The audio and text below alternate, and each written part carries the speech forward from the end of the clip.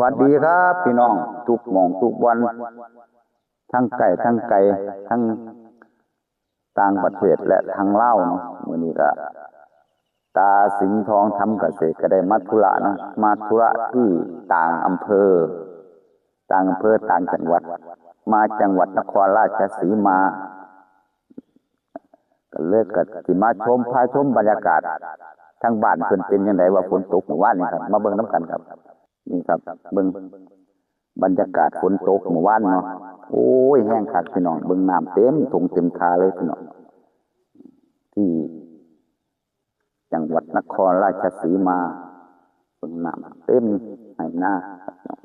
มาเบิ่งนำกันครับพี่น้องมันเป็นจังได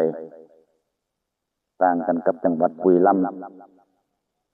จังหวัดบุรีรัมย์ก็ตกคือกันแต่ว่าบ่ฮู้ว่าตกคอยตกแห้งเพราะว่าตาสิงห์ทองบ่ได้อยู่บ้านเนาะ มาจังหวัดนครราชสีมาจังหวัดนครราชสีมาเบิ่งภาพมาเบิ่งครับพี่น้องต้นไม้ต้นหยังก็เขียวงามพี่น้องเบิ่งน้ำก็มีน้ำในไร่นาโอ้ยหลายครับพี่น้องฝนตกเมื่อวานนี้เนาะตกหอด2 เที่ยนะพี่น้องเอ้ยเบิ่งน้ำในไร่นาคาดว่าคือสิบ่ได้หว่านก็คือเพิ่นคือสิดำเอาเบิ่งน้ำเป็นเลยพี่น้องทีนี่ก็เป็นทีดินทรายเนาะเป็นทีดินทรายน้ำก็อยู่ดีเนาะเบิ่งน้ำอยู่ดีขังดีเนาะเบิ่งในไร่นาน้ำให้หน้าขึ้นกันเสียงกบเสียงยังห้องแซวพี่น้องเลยแต่บ่มีคนลงมาจับดอก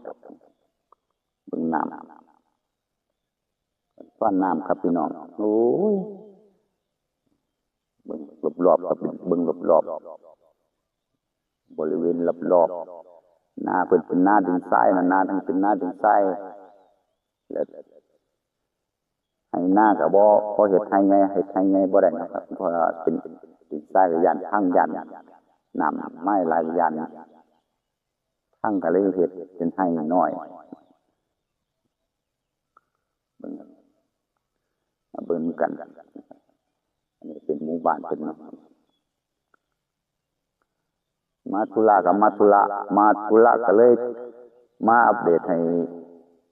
เพื่อนพี่น้องทุกหม่องทุกวันได้เห็นกันครับพี่น้องทั้งไกลทั้งต่างประเทศได้เห็นว่าทางชนบทเป็นจังไดที่อยู่มา